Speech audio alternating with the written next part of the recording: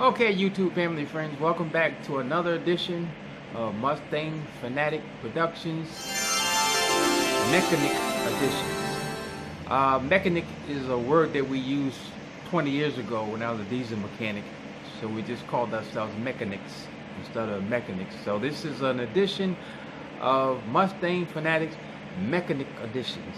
So we work on and solve mechanical issues and problems.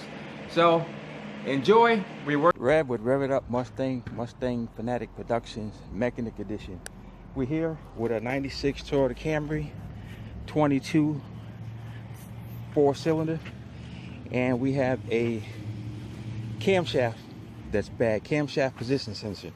Your normal camshaft position sensor on a vehicle looks like this, but unfortunately on the 92 through 96 models, even in the early 90 models, it's on the bottom of the distributor. It is actually called a camshaft positioning sensor bank 1 or A, but it is a camshaft positioning sensor and it's integrated into the distributor. So what you have to do, take the passenger side tire off, two 10mm bolts in the wheel well, take that loose. It exposes the crankshaft. You're going to put a 3/4 ratchet or a 19mm, I believe it is, socket on that. You want to bar the engine over, and I don't know if you can see it. Let me try to zoom in down there. But right there, if you can see a 0 mark, there's a 0 mark on the crank, and there's a little arrow on the crankshaft. You line that crankshaft up with that mark. There's that 0. You can see it right there, and that little arrow is lined up with the crank. Now that should be on top dead center, and here's the number 1 spark plug, and you want to follow that over on the distributor down here on the bottom. That would be the bottom plug, would be the number 1 spark plug, and you can just follow that wire back up and you trace it and it goes to the 1. Now when I take the distributor cap off, the rotor should be facing at the number 1 spark plug, and that's how you know you'll be on top dead center with the number 1 piston. If it's on the number 4, then you'll be 180 degrees out and you got to rotate the engine over. So I got to take the breather out of my way. So we're going to loosen up this clamp, that clamp, move that up out of the way, and we're going to get that bottom box out of the way right there, and anything that's connected to it that's in our way to get this distributor off. And we want to mark on the casing of on here in relationship to where the distributor at, so we can put the other distributor that we have in there. And there's only 1 bolt that holds the distributor on, and so when we put it back on, we got to make sure the rotor is at the number 1, facing at the number 1 spark plug inside the rotor or the distributor cap.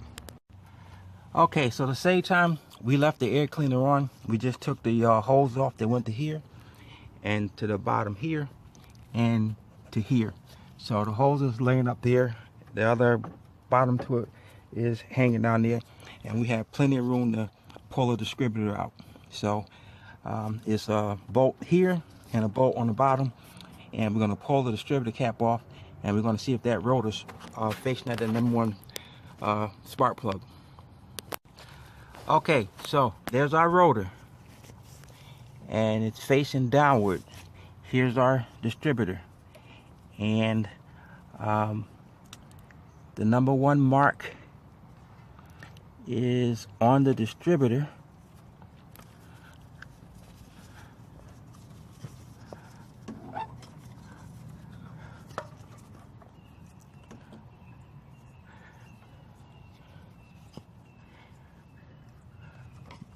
It's right here. So number 1 is right there, and when we line that up, this is facing that way, and you can see the number 1 spark plug boot is facing downward. So we know we're at top dead center on the number 1 cylinder. So now I'm going to be reusing this rotor. But now we want to clean this off, mark a location on the top of the body here on the valve cover and the casing on that, so that we can line it back up so it can be close to timing as possible. And I mean timing, or spark timing, whether it's retarded or advanced, and we'll have it pretty close.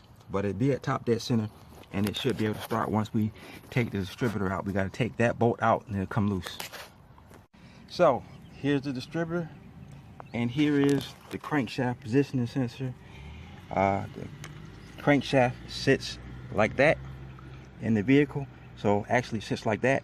So this was on the bottom, and if you can see, it's just a 2-plug prong, which is right here. This prong, you just press in on the tab right there, and just pull out, and it comes out from the connector. But this is the crankshaft positioning sensor, and it's integrated into this distributor. And if you can see the bearing inside here, I'm going to show you the weep hole where this is leaking oil. There's the weep hole, and if you look down in there, you can see oil, and that lets you know that the bearing down inside there is failing, and oil is coming out through here and getting down there. Okay, my new marks line up on here, and if you look down there, the rotor is facing toward the number 1 spark plug in the distributor cap, and it slid in easily. And I oiled the outside O-ring. Now I'll show you the old O-ring. Here's the old O-ring that came off this distributor, and it goes in here, and it was brittle, and it just cracked right in half as I took it off. The new one was rubbery, which is supposed to be nice and good, and we swapped rotors. Now we're going to put the gasket on there, and this can only go in one way. That's where it connects into the cam back there, so it only goes in one way. Okay, we got everything hooked back up. We got our distributor cap on, rotor facing toward the number 1 spark plug, which is facing down. We got our distributor cap bolts tight. This is plastic, so you don't want to crack that. And we got our intake tubes back on to the airflow. We got our battery connected back. Everything's out of the way, and we're going to give her a crank, see if she starts up. If this loaner distributor is any good, she'll start up, and hopefully when we turn the check engine light off, it won't come back on, and we'll have this problem solved. Okay, engine is running, no check engine light on, so that solved the problem with the crankshaft position sensor, because the light was on, and the car is actually running smoother than it was before. It was a lot of rattling and shaking. Nice and quiet, but 305,000 miles on it, that's not bad. So she's running, so we can go ahead and put this flat back on, put the tire back on, and we can get this car back to the owner. Rev It Up Mustang Fanatic Production Mechanic Edition, and that is how you change a distributor on a 96 Toyota Camry 2.2 liter 4-cylinder engine with the integrated camshaft positioning sensor involved in it. And so that was her problem. The loaner distributor had 175,000 miles on it. Hers had 306,000 miles on it. So I think she's going to be all right for quite a while.